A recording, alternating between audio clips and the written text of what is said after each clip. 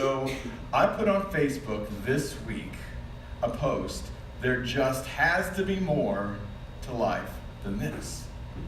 And it was a hook to try and get people's interest piqued. And man, it was crazy. All the messages I got, the private messages I got, the posts that went under, it's like, that's how I feel. That's me. And I had people clicking that they're interested in coming. And it wasn't meant to just be a hook, but it's the title of our message this morning. There just has to be more to life than this. Now, I'm asking you to do something new. Andrew mentioned posting stuff to social media. But if you have any one-liners that you hear, because I've got my message that I'm going to deliver, but God's going to speak to you and God's going to tell you stuff that isn't even in my message. If you get something and you want to post that to social media, if you would just put up a hashtag better together whenever you put that in there, and we're going to start seeing some trending things. So we're trying to use social media as much as we can to try and work that out. You still hear the ring? It's still ringing just a little bit over me. So, if you'll turn in your Bibles with me, we're going to take a journey to Matthew 25, 14. We're going to start with 14. This is the parable of the three servants. So we're just going to go through this story real quick. And again, the kingdom of heaven can be illustrated by the story of a man going on a long trip.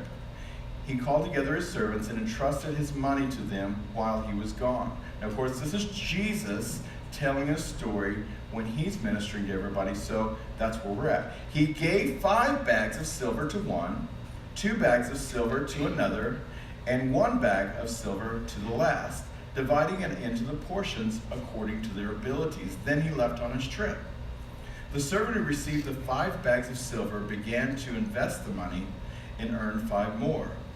The servant who had 2 bags of silver also went to work and earned 2 more. But the servant who received the 1 bag of silver dug a hole in the ground and hid the master's money. And after a long time, the master returned and called them to give an account of how they'd used his money. But the servant who had been trusted 5 bags of silver came forward with the 5 and said, Master, you gave me 5 bags of silver to invest, and look, I've earned 5 more. Now, isn't that just like us? The guy that did the best, he's like wanting to be first in line, going, hey, pick me, pick me. Let me tell you what I did. Here, you gave me 5, here's 10. Next in line is the guy with 2. So then the master says to him, he was so full of praise, well done, my good and faithful servant. You have been faithful in handling this small amount, so now I will give you more responsibilities. Let's celebrate together. Then the servant with the 2 bags came and said, Master, here's 2, and I've earned 2 more. He also said, well done, my good and faithful servant. You have been faithful in handling this small amount, so now I will give you more responsibilities. Let's celebrate together. Then the servant with the 1 bag of silver came and said, Master, I knew you were a harsh man, harvesting crops you didn't plant and gathering crops you didn't cultivate. I was afraid I would lose your money, so I hid it in the earth. But look, here's your money back.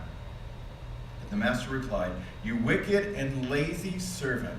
If you knew that I harvested crops I didn't plant and gathered crops I didn't cultivate, why didn't you deposit my money in the bank?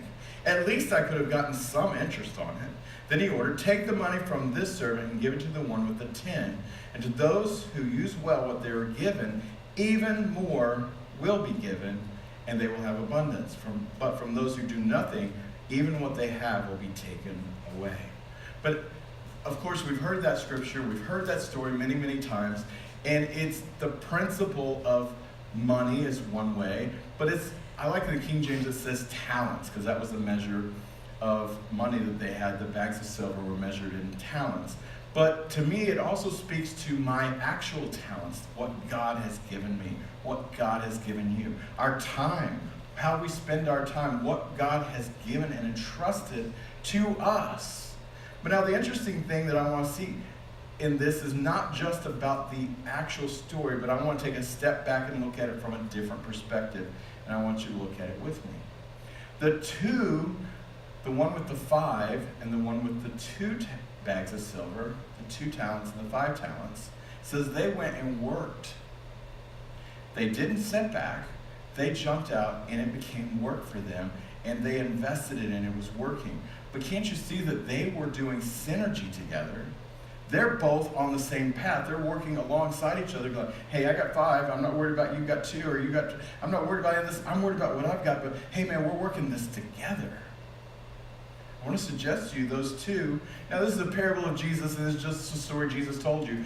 And there's nothing more. It didn't really happen. It's a parable. It's a story, an allegory that he made up. But I want to tell you that God's principles is multifaceted, and that's what I'm trying to grab here. So I'm not trying to stretch the scriptures, but I want to just illustrate another point that I believe that's here. But the one that tried to do it all by himself, he didn't get anywhere. Because when he's sitting there by himself, it's like, well, I don't know what to do, and I might lose it, and it's just better for me just to put it in the ground.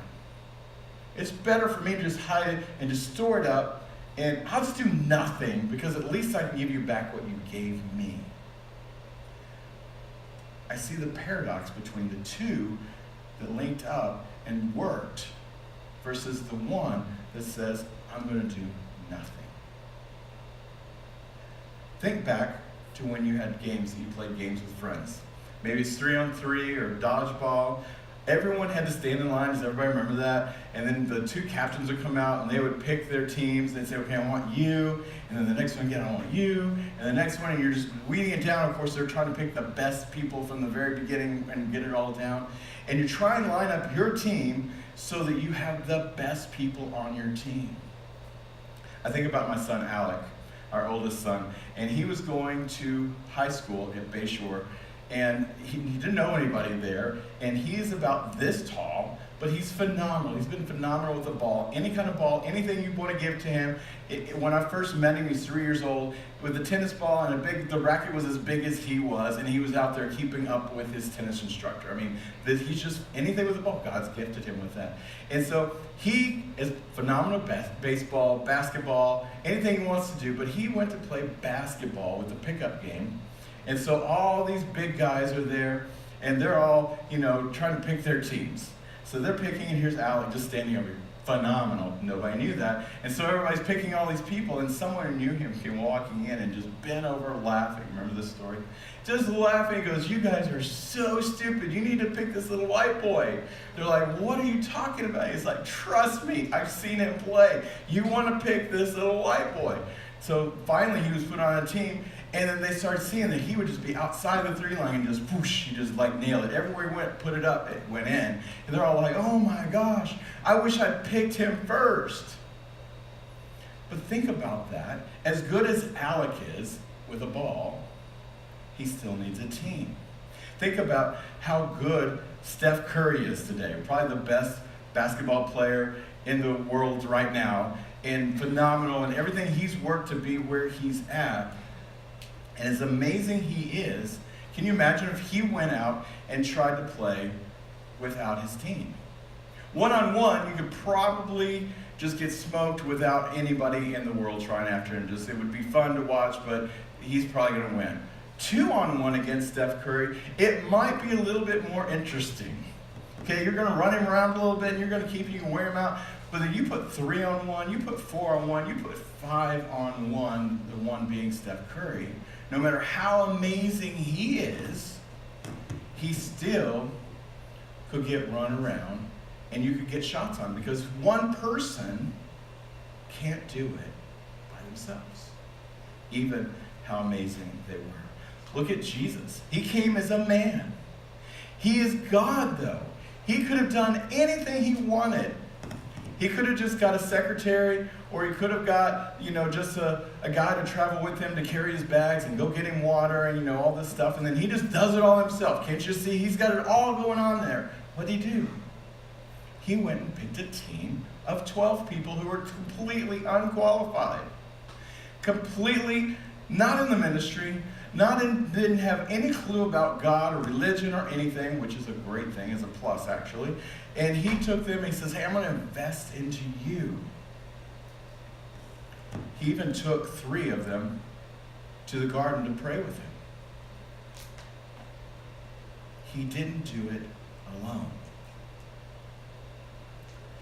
In John chapter 10, Jesus says, I've come that you may have life and have it abundantly. That life is abundant life. This is what his desire is for us. You see, Jesus could have just walked on the earth. He could have walked on the water. He could have floated on the air. He could have been a Superman. But he says, the life I come to give you is more abundant. But guess what it needs? You need people. You will not be judged in heaven by how much you went to church. You ever thought about that? God's not going to be, oh, let's check your attendance. Let's see how much you were in church. Let's see if you're going to make it in. Or, okay, you're in the poor side of heaven. You're in the other side of the tracks in heaven. It's not that way at all. It says you will be judged, though, by your personal relationship with Jesus, who is the way to the Father. You will be judged on your fruits. By judged, I don't mean the big judge setting up on the big the desk and looking down on you and, just you're shaking the finger at you. But it says you're going to be called to accountability, like we saw in the parable that Jesus said. Called to accountability. What did you do with what I gave you? That's the most amazing thing about what we're doing as a church. That step 3 of the growth track is where we actually find out what God's gifts are inside of you. That we can say, hey, this is what God has placed in you, and we want to help you cultivate that. We want to identify that, and we want to put you on a path so you can maximize and do what God has called you to do. Matthew 7. Well, before we get there, you will be judged by your fruits. I want you, if you're taking notes, to go study Matthew 7, verses 17 through 20 later. We're just going to look at the last verse of that, but go study that whole thing. But verse 20, the end of that says, yes, just as you can identify a tree by its fruit, you can look at an apple tree and go, those are apples. It's pretty simple. Okay, there's bright orange things hanging down. That's an orange tree. There's these long clumps of yellow things that are hanging down. That's a banana, okay? Just as you can identify a tree by its fruit, so you can identify people by their actions. What was the parable Jesus gave? What they did. The 2 went out and worked. The 1 went back and said, no, I'm not going to do anything. I don't really know what to do, so I'm just going to do it all by myself, and I'm just going to keep it all going on. You can identify people by their actions.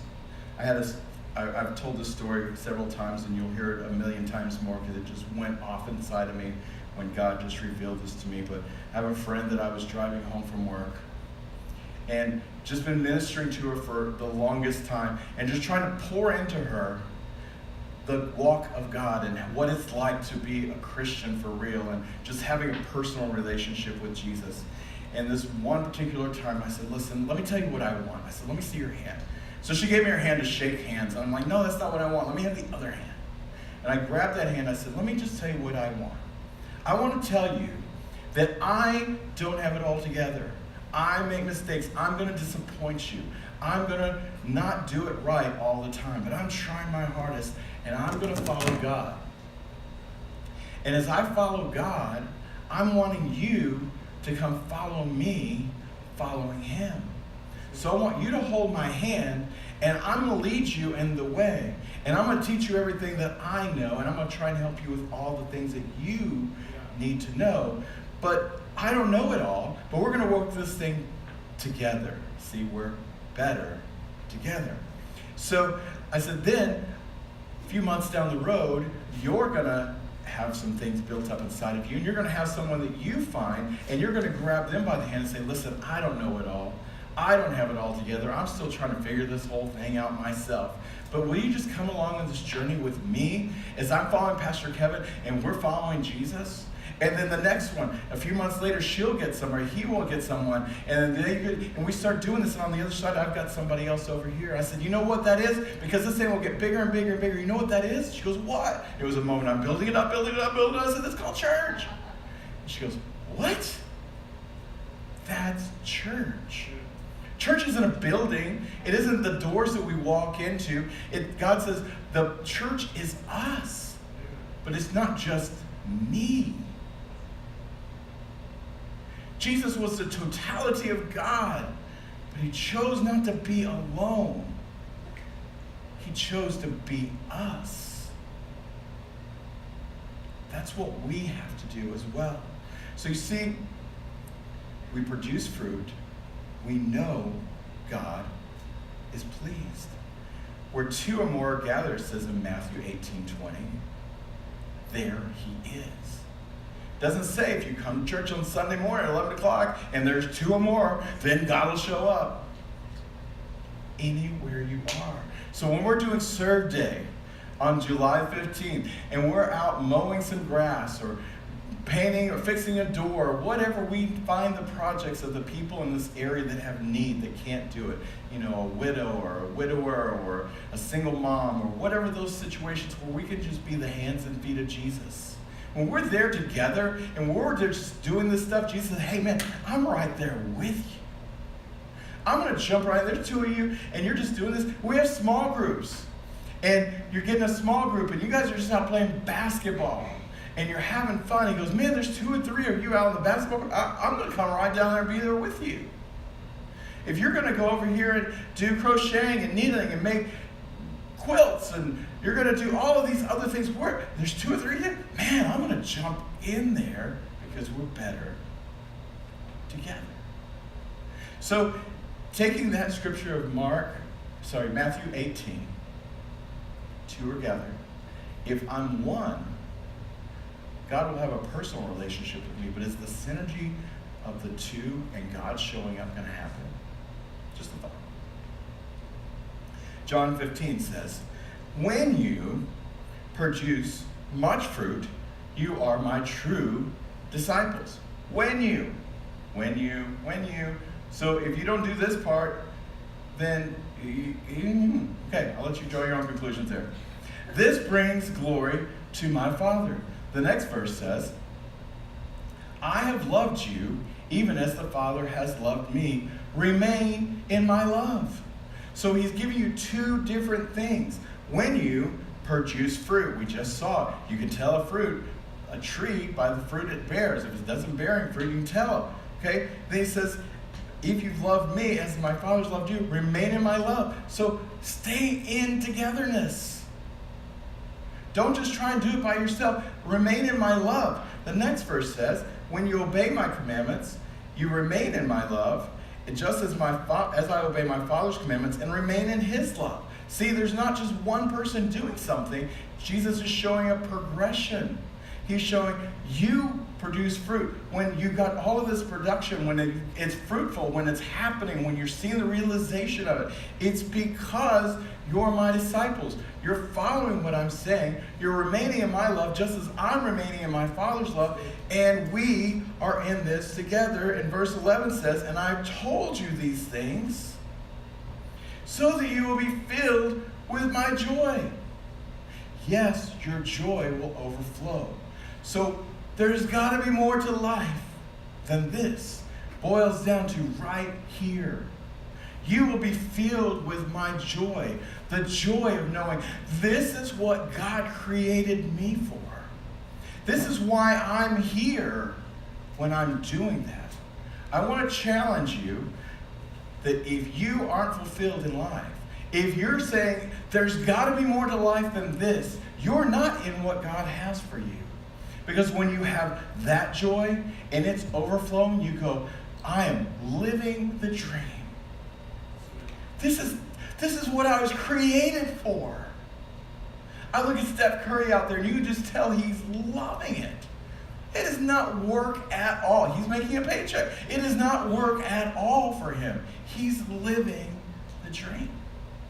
When I'm up here, I'm living the dream. When I'm talking to someone, I see the lights go on in their life, and they start seeing the realization, and they start getting it. It's like, oh my gosh, I didn't know this was even available to me. I didn't know this. I'm living the dream. I'm in that joy. There has to be more to life than this. Good news. there is. So I want to suggest to you, being together, we can help to maintain momentum. We can battle discouragement. We can pray for each other. And we weather the storms together. Momentum, the team again. So you've got, I'm using basketball back and forth today. You've got the breakaway. You've got the one guy that throws it long. You've got the other guys that are going down there. They're catching it, and they're trying. You've got momentum going on. Can you imagine trying to do a breakaway, and you're trying to run down there by yourself and get the ball you just threw and trying to You don't have any momentum there. It's called hysteria. It's craziness. But when you've got a team and we're all working together, we can get momentum going on there. So the analogy of me holding hands and then holding hands with someone else and just helping them all, and they're following God as I'm following Jesus, and we're all in this together, we start building momentum. Jesus with his disciples, when they showed up, Jesus with 12 guys show up, it says all of a sudden there's a group. It's like, what's going on here? I don't even know. Jesus hasn't even opened his mouth. There hasn't been a miracle happen at all. But something's happening because, man, there's momentum here just with them showing up. We go on serve day. We go walking down the street. We go into a thing. It's like, what's going on over here? It's not going to just be one person going over here. It's going to be a group of us going over and doing this stuff and knocking these things out. Put that thing back up, please. We'll leave it here for a second. We have momentum, but it helps battle discouragement. I have bad days. You guys probably don't. But I have bad days that I'm like, how's this all going to work out? Even in the midst of living the dream that's the greatest thing in the world, there's still times to go, I don't know. I can get discouraged. I don't get discouraged, thank God, I don't get discouraged by the number of people who are here or aren't here. I get discouraged with some other things, though. But when I'm discouraged, guess what I tend to want to do? I want to be alone. I want to pull the covers over my head and go, just go back to sleep. But we're better together when we're in relationship. You can help me battle discouragement. I help you battle discouragement. When we first started planning this church, I was still shaky with it all. I knew God called us, and it's been affirmed and validated and all this stuff. But I'll be honest with you, we called a couple of times and had dinner with the Shears, and I needed John to be there to help me because I was battling discouragement. He doesn't even know that. He does now. But I needed people with me. Can I suggest you need people with you? And to pray for each other. Even Jesus, he's facing the Garden of Gethsemane. He's facing the crucifixion. He knew what was coming. He didn't say, okay, you guys, you don't have it all together anyway, so y'all just go over there, and I'm just going to go over here by myself. He goes, no, come go with me. Pray with me. They had no idea what they were praying for. They had no idea what he knew. They were still praying there with him. He comes back in their sleep. He goes, guys, wake up. I need you to pray for me. This is Jesus, the Son of God, the perfect Son of God, okay, the completeness of God. He, as a man, says, I need you to pray for me. We're better together. We can pray for each other. Jesus needed prayer. I need prayer. You need prayer. We need to be in this relationship together. We need to be in small groups together so that we have this ability to be better together. We weather the storms together. Man, if I'm going through something, I want somebody there that's going to hold my arms up that says, hey, you're going to make it through. Lenore and I have this thing that we say when it starts getting really, we're like, we're going to make it. We're going to make it. And the cool thing is, in the past couple of weeks, it's went from, we're going to make it, and you can tell there's faith involved in that statement, to we're going to make it. Can you hear the difference? Same words, different inflections. But I need her. She needs me. We're better together. She's amazing all by herself, but we're better together. We are better together. We close your eyes and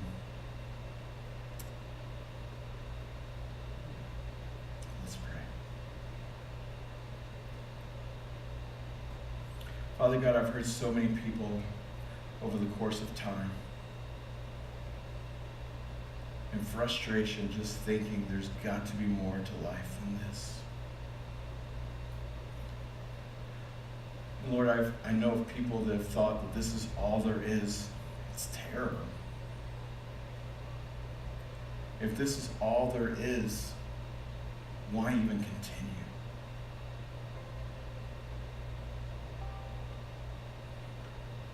Lord, you gave us the ability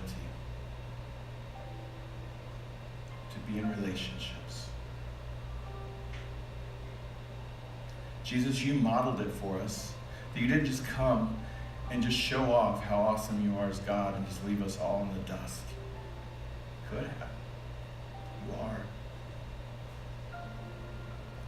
But Lord, you showed us that we're better together.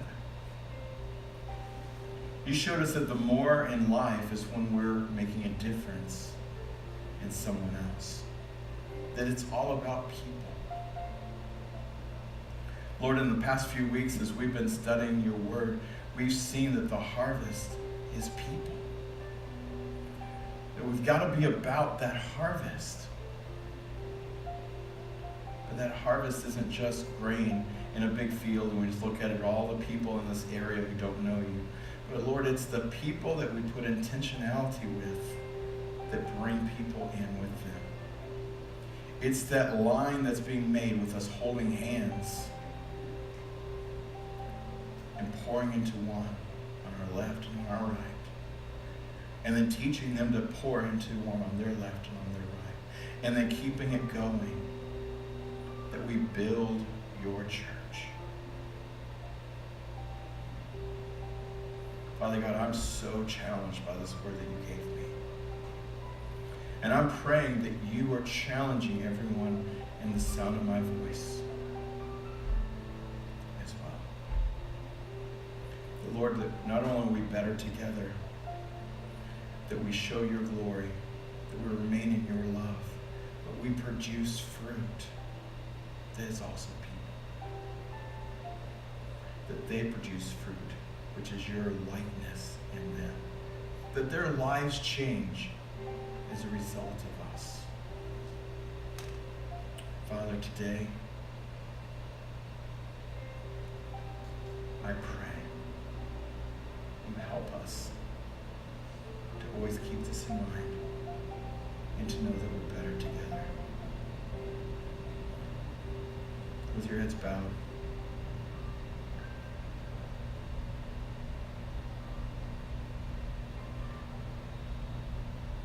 where you're at listening to this or watching this,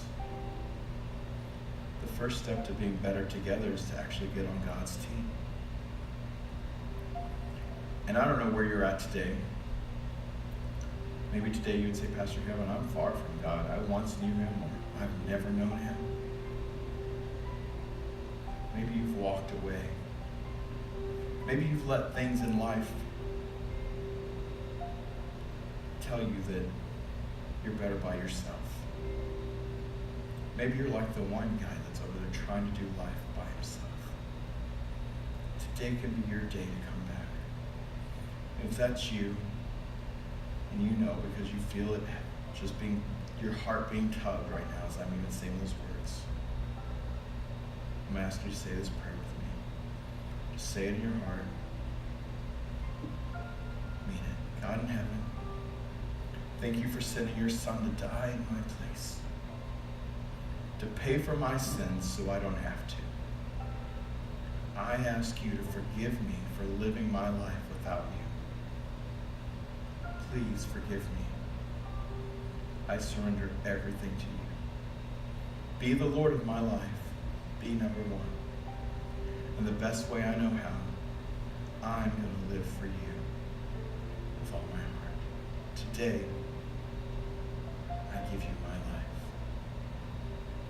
If that's you that prayed that prayer, I ask you to let us know. Email us, write into us. There's plenty of ways you can get in touch with us. Let us know you prayed that prayer. Father, as we close the service, I thank you that we can all take steps this week towards togetherness. To know that those people around me need me to help them. I need them